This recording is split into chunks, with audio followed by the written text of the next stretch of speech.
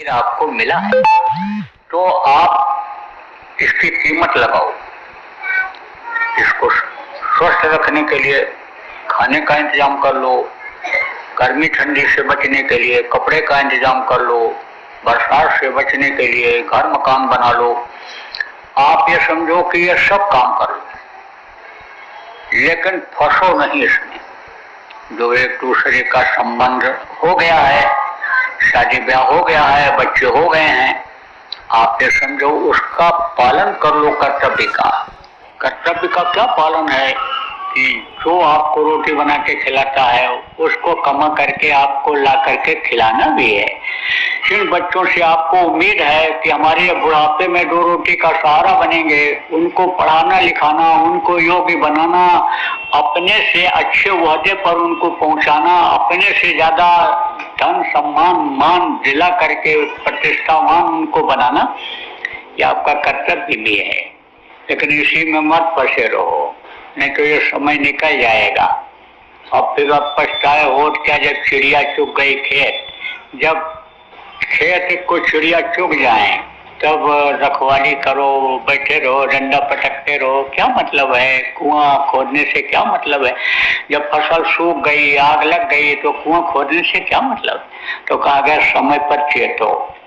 तो ये जितना समय आप लोगों का निकल गया उम्र का, वो तो वापस आना नहीं है, लेकिन जो बचा है उसमें अपना काम करो।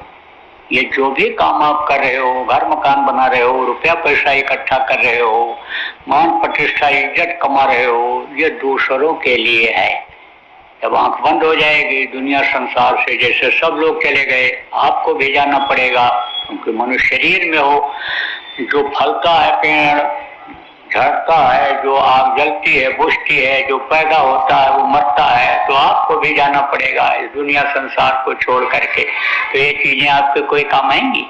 ये तो दूसरे के काम आएंगी। ये जो मान सम्मान इज्जत है, यही तो लोग कहेंगे कि ये उनके फला साहब के लड़के हैं, ये प्रधान जी के लड़के हैं, ये एसडीएम साहब के लड़के हैं, ये कोतवाल साहब के लड़के हैं, ये एमएलए साहब के लड़के हैं, यही तो कहेंगे।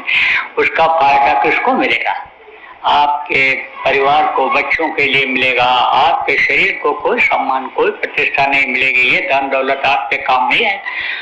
तो जो मरने के बाद काम आवे वो कुछ काम करना चाहिए। तो वो काम क्या है? वो ऐसी दौलत प्राप्त करना कि जो दौलत कभी खत्म न हो। दुनिया की सारी दौलत जहाँ खत्म होती है वहां से आध्यात्म दौलत की शुरुआत होती है। दुनिया की सारी विद्या जहाँ खत्म होती है आध्यात्म विद्या की वहां से शुरुआत होती है। तो वो आध्यात्मिक ज्ञान भी थोड़ा प्राप्त करो। अब आध्यात्मिक ज्ञान क्या है? यही है कि मनुष्य शरीर किराए के मकान की तरह से है, एक दिन इसको खाली कर देना पड़ेगा।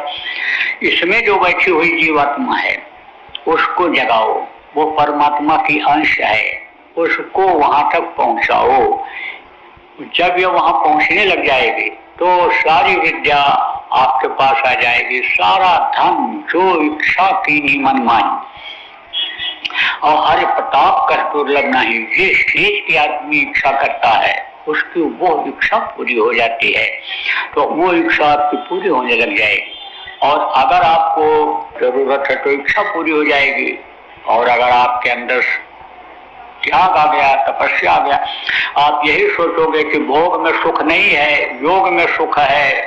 सूखी रोटी खाने के बाद भी देखो, हानि समझ लो, जो जाता है सुबह बदबूदार निकलता है, बढ़िया खाना, सुगंधित खाना खाने के बाद सुबह जब लेटरिन जाता है कोई, तो कोई सुगंधित भोजन निकलता है।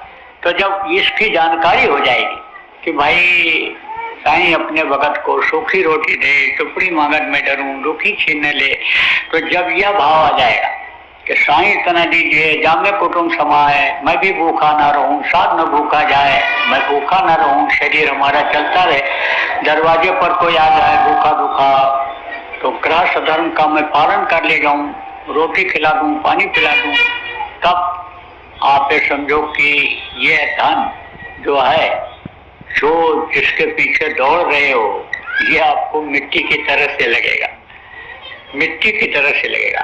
लोभ कम हो जाएगा, लालच कम हो जाएगी, काम वासना उतनी ही रह जाएगी कि संतान की उत्पत्ति करो, जानवरों की तरह से कामुक होकर के जैसे आदमी घूम रहा है इधर उधर, ऐसे घूमना नहीं पड़ेगा।